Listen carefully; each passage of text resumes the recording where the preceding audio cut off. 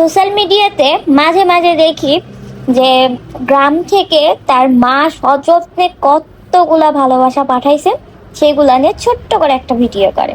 তবে আজকে আমি যেটা করব সেটা হচ্ছে আমার বাবা তার হাতে লাগানো কত কত সবজি আর তার মেয়ের জন্য রান্না করে কিছু ভালোবাসা নিয়ে এসেছে। প্রথমে যে ফলগুলো দেখালাম, এটা মালয়েশিয়াতে সব সময় অ্যাভেলেবেল, সারাটা বছর পাওয়া যায়। তো এই ফলটা কি আমি ঠিক জানি না। তারপরে এগুলো আছে নারিকেলের নাড়ু। আসলে ছেলে মানুষ তো খুব একটা করতে পারেনি। তারপরেও যেটা করছে আমার কাছে এটাই অনেক ভালো। মালয়েশিয়াতে শুধুমাত্র একটা মাত্র পেঁপে গাছ থাকলেও যা দেখবেন ওই গাছে প্রচুর পেঁপে ধরে, আর এগুলোর ওজন অনেক বেশি হয়। আর এগুলা যেটা ছিল সেটা হচ্ছে পাহাড়ি পেয়ারা। এগুলা বেশিরভাগই কিন্তু পাহাড়ে হয়, দেখতে এমন হলেও ভিতরটা কিন্তু অনেক নরম আর মিষ্টি।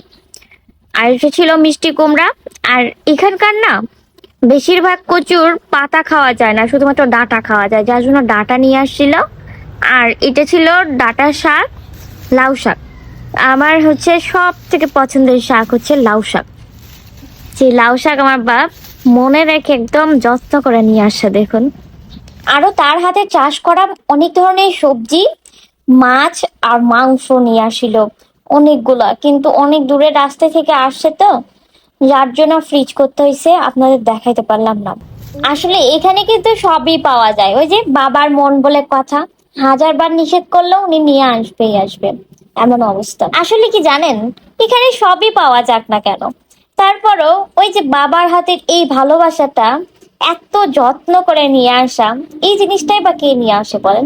আমি সব কাজ শেষ করে তারপরে ফল বের করছি, যার জন্য এত দূর থেকে আসে, একটার উপর আরেকটা লেগে রস বের হয়ে গেছে, বা চাপ লেগে বের হয়ে গেছে রসটা, যার জন্য এরকম কালো কালো দেখাচ্ছে।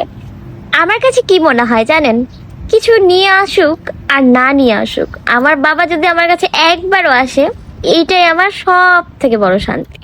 বাংলাদেশ থেকে আসার পরে যদি কোনো মাছ মিস করে থাকি, সেটা হচ্ছে এই যে পুঁটি মাছ। এটা যে কতটা পরিমাণে মিস করছি আমি, শুধুমাত্র বাবার এই সূত্র ধরে আমি পুঁটি মাছটাও খাইতে পারতেছি গ্রাম থেকে নিয়ে এসে।